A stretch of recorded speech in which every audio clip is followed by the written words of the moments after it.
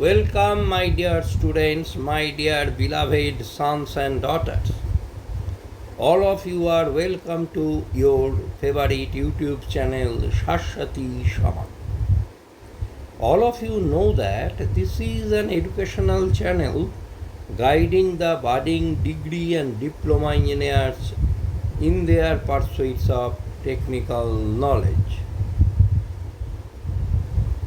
My dear sons and daughters, before I discuss the adjacent diagram that represents an ideal theoretical Rankine cycle, I like to define three systems. Number one, isolated system. Number two, closed system. And number three, open system. An isolated system is that where mass and energy none can cross the boundary of the system. No mass or energy flow across the boundary of an isolated system. A closed system is that where only energy can cross the boundary and not the mass. And in an open system, mass and energy both cross the boundary of the system.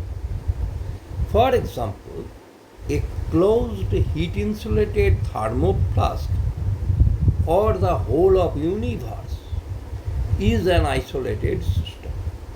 In the insulated thermoflask, there is no passage of energy or mass across the wall of the flask, which constitute the boundary of the system. A capped metallic container with hot water in it is a closed system.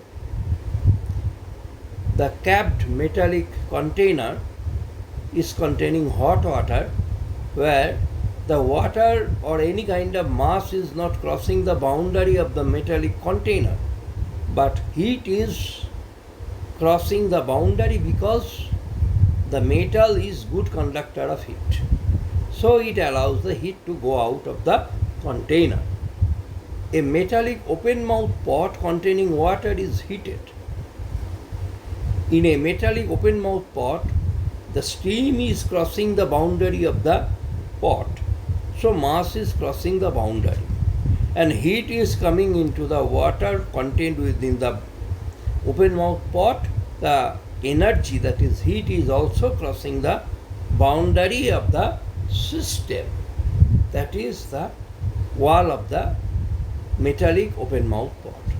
So this is an open system because in this system the mass and energy both are crossing the boundary of the system.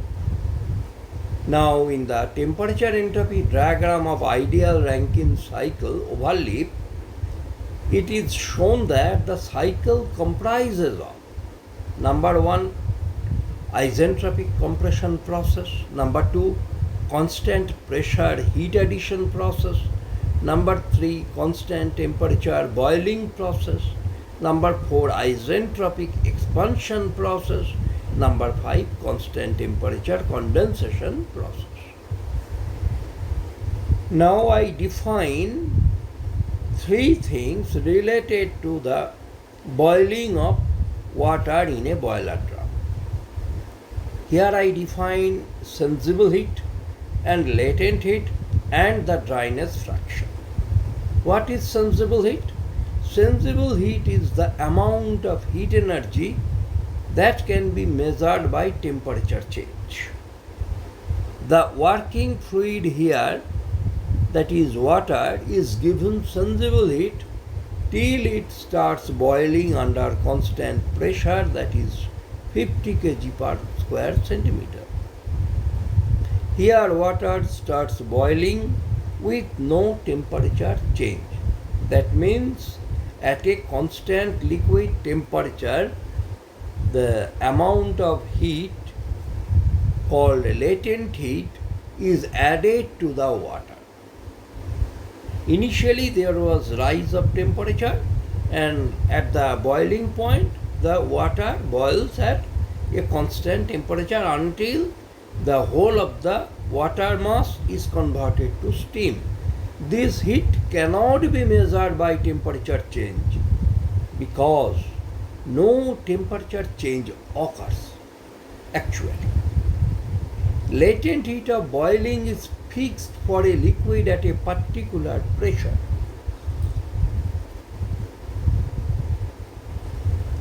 Now, I define dryness fraction.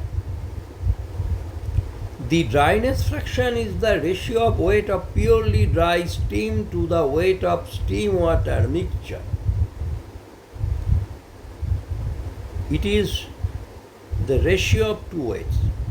Weight of purely dry steam to the weight of steam water mixture or wet steam. Dry steam to the wet steam. In the ideal Rankine cycle, the boiler system, turbine system, condenser system and pump system constitute an isolated system because no matter or energy crosses the boundaries of the whole system. It is theoretically true. But individually, if you think of individual devices, then boiler, turbine, condenser, pumps are open systems. However, they are open systems from special thermodynamic consideration. That means from theoretical thermodynamic consideration. I was talking about latent heat which depends on superincumbent pressure on a liquid. Superincumbent pressure is the vapor pressure of that liquid upon its surface. As the pressure on liquid goes up, latent heat value decreases steadily, vanishing at critical pressure and critical temperature. The pressure of steam on water, where latent heat is just zero, is called the critical pressure. Here the corresponding temperature of liquid to change into gas or vapor phase is called critical temperature. At the point of critical pressure and temperature, the latent heat becomes zero and the liquid immediately transforms into the vapor state or in the gaseous state by the application of heat. At this temperature, liquid and vapor enjoy same densities. That is, the separation line between liquid and pure vapor or gas just vanishes. There is no demarcation line between liquid and vapor, or you may say the gas. Above the critical temperature, it is the form of a gas. The gas beyond critical temperature cannot be liquefied by only pressure rise. If you pressurize the gas above the critical temperature, you will not be able to liquefy it. It needs to be initially cooled below critical temperature before pressurizing. Now the pure steam after complete boiling, where dryness fraction is 1 and steam is devoid of any water particles, enters the turbine and isentropically expand. There steam executes work, say W. This is the shaft work of the turbine. The steam executes work at the expense of partial or part of total heat carried by it. That means the amount of heat it carried to the turbine is not totally exhausted. A part has been a part of the steam is transformed into the turbine work, and a part which is left over is rejected That means it rejects the leftover heat to the condenser or the cooling medium. In a constant temperature heat rejection process in the condenser where heat is transferred to the cold water. So,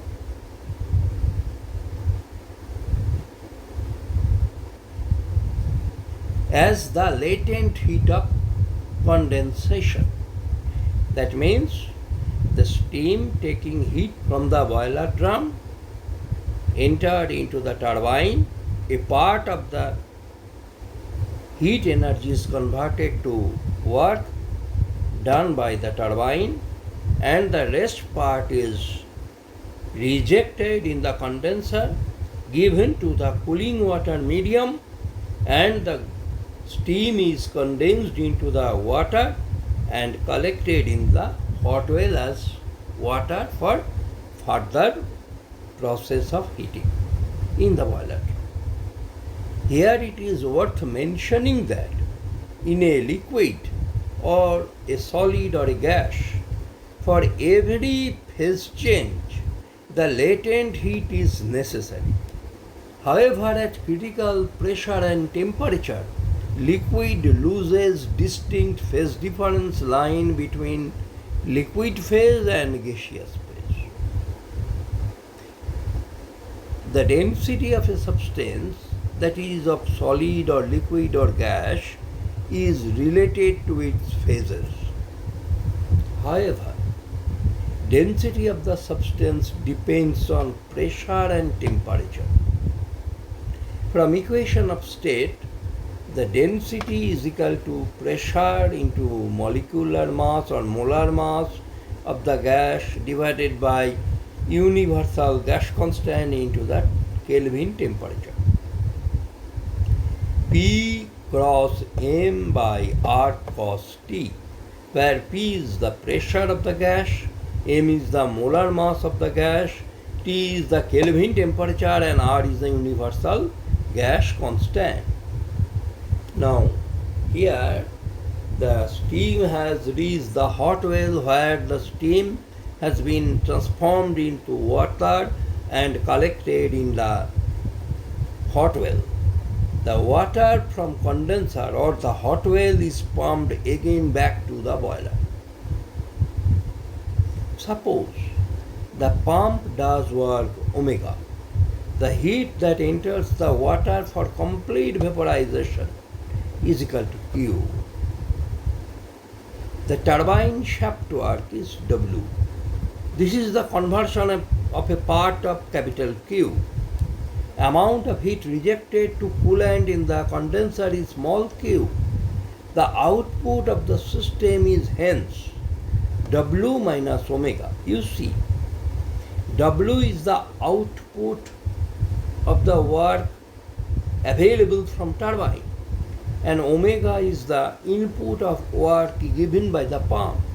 So the net work output of the system or the cycle is given by W minus omega, and heat input to the system is capital Q. Now the heat rejection being small q, we may write that the shaft work of turbine W is given by capital Q plus omega minus small q. That is, the amount of input of energy is Q plus omega, and heat rejected in the condenser is small q. So capital Q plus omega minus small q is the amount of work done by the turbine, because that is the turbine output. Hence, W minus omega is equal to capital Q minus small q, and W minus omega is the net work done by the cycle. So, efficiency eta is equal to output minus input is equal to W minus omega by Q. W minus omega is equal to capital Q minus small q. So, capital Q minus small q by capital Q is the efficiency. The net work coming from the cycle is turbine shaft work minus pump work.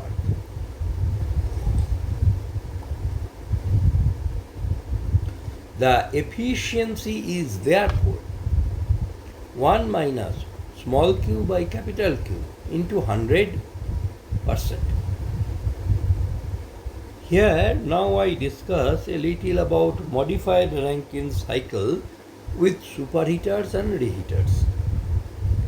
The water collected in the hot well, that is a reservoir in which the steam coming to the condenser condenses by rejecting heat to the cooling medium, is converted to water particles and drops into the hot well and collected in it. This water in the hot well is pumped isentropically to the boiler because no heat is added there. That means before the pump and after the hot well. We assume that feed heating in between is absent. There is no feed heating. The pump work is say delta. This is a very simple case of modified Rankine cycle. Very simple case. The pump work is say delta, and water and steam being heated in drum and superheater at constant pressure to a temperature T degree Celsius and then enters the turbine. The water is converted to steam in the boiler drum and steam is superheated in the superheater and enters the turbine. The heat now is capital Q, and on isentropic expansion in turbine, the turbine shaft work is capital W. Next, expanded steam in the first turbine is reheated with heat Q dash in the reheater and isentropically expanded again in the second turbine, that means the low pressure turbine. Initially that was the high pressure turbine because turbine pressure was high. With the shaft work in the second turbine, that means the low pressure turbine is small w. Now efficiency is given by work heat parameters, that means by the work energy and the heat energy. Eta is equal to efficiency, eta is equal to capital W plus small w minus delta divided by Q plus Q double dash. That is total work output divided by total heat input. If the mean temperature of the steam at turbine, that is while entering the high pressure turbine and again while entering the low pressure turbine, we take the average temperature, that is mean temperature, T mean or Tm, and at condenser the temperature of the steam after rejection of heat, that is in the water, the temperature, water in the hot well, the temperature is T dash. Then eta is equal to T mean minus T dash divided by T mean is equal to 1 minus T dash by Tm, that is T mean. So this way we can write the efficiency of a modified Rankine cycle following the efficiency rule of the Carnot cycle.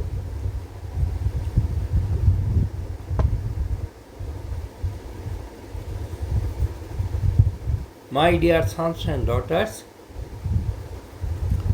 today I finish here my lecture because I have ran out most of my time discussing the Rankine cycle, ideal and modified Rankine cycle, along with three types of systems and also the critical pressure and temperature. If you have liked this program, this discussion, please don't forget to press the like button, subscription button for the viewers, and the share button to propagate this program, this discussion to the larger cross section of pupils who are your friends, your known persons. So, here I end for the time being. We will meet again in the next videos. Thank you, my dear sons and daughters. Hope you are doing well. Best of luck.